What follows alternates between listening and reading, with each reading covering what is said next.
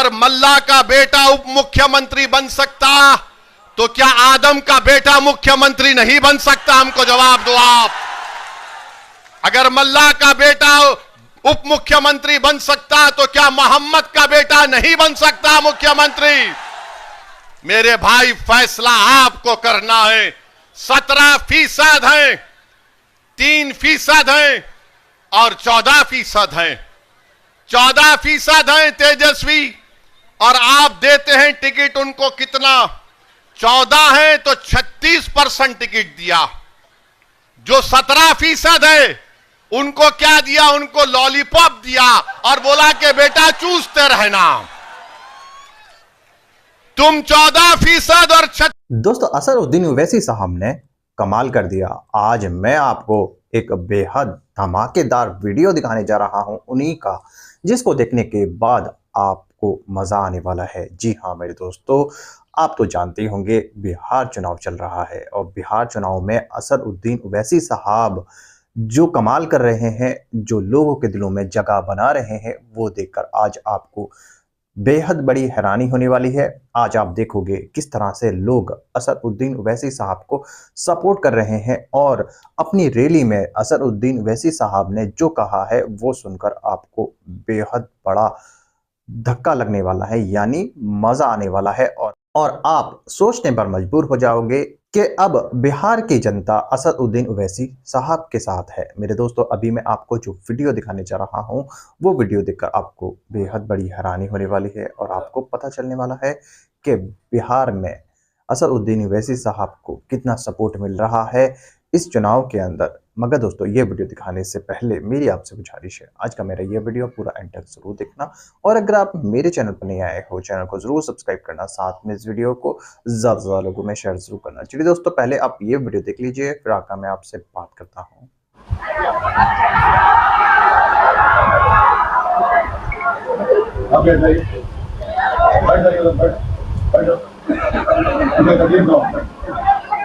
आप लोग गाइड पे खड़े आराम से, वो लोग बेचारे बैठे हैं। मैं आपसे कह रहा था कि अभी हमने मौजूदा विधायक के गांव में वजीउल हक साहब को उनकी बॉम्ब लिंचिंग की गई और राणा रणजीत सिंह साहब ने हम तमाम के सामने खड़े होकर ये कहा कि एमआईएम पार्टी वजीउल हक साहब की कत्ल के ताल्लुक से इंसाफ चाहती है और हम पूछना चाहते हैं मौजूदा विधायक से कि जिन मुलजिमीन को गिरफ्तार किया गया वो तमाम के तमाम आपके करीबी साथी है, इसलिए उनकी भी जिम्मेदारी आयद होती है कि वो वजीउल हक साहब को जो मारा गया उन लोगों को अपनी पार्टी से निष्कासित करें, निकाले, ताकि इंसाफ का एक पैगाम जा सके। दूसरी अहम बात यह है कि ढाका में हमने अभी सुना कि हमारे उम्मीदवार राणा रणजीत सिंह साहब ने इनाम का ऐलान अप्रैल के महीने में किया। आज हम अक्टूबर के आखिर में आ चुके हैं, तो मुझे उम्मीद है कि हमने आप पर एतमाद करके जो राणा रंजीत के नाम का ऐलान किया, आप लोग जरूर अपना एक वोट 6 तारीख को खोलेंगे।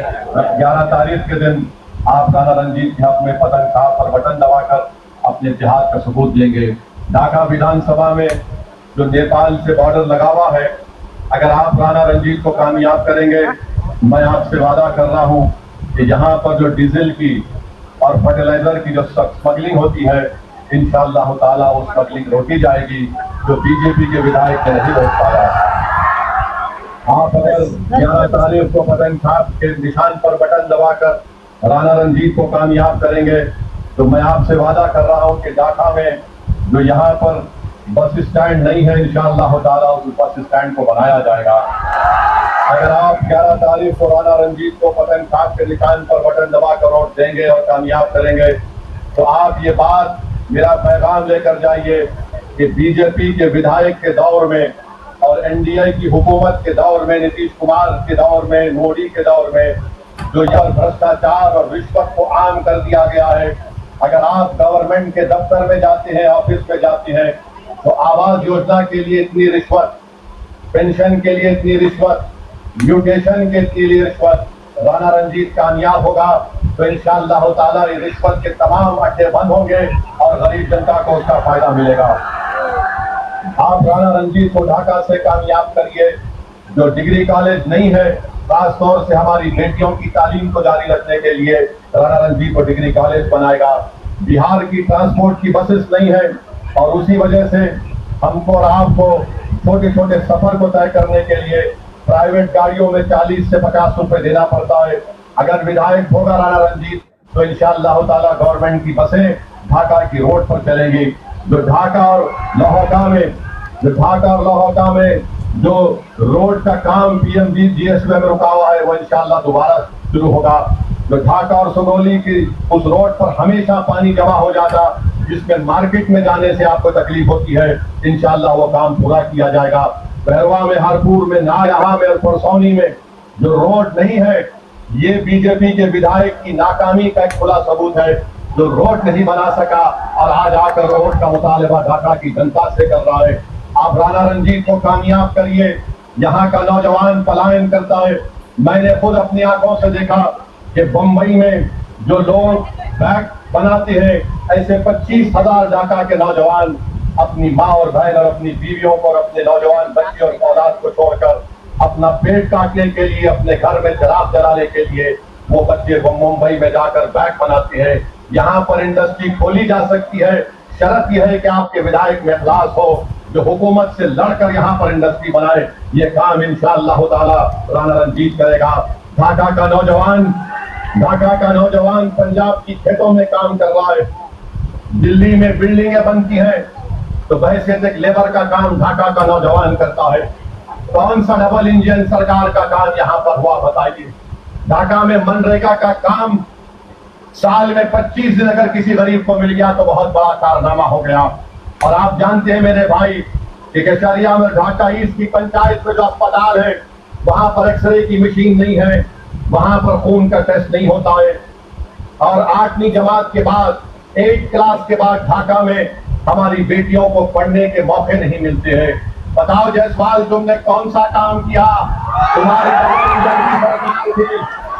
डबल इंजन कहाँ का डबल इंजन है का खाली एक नाम बोलते हैं, मगर काम तो कुछ नहीं हुआ।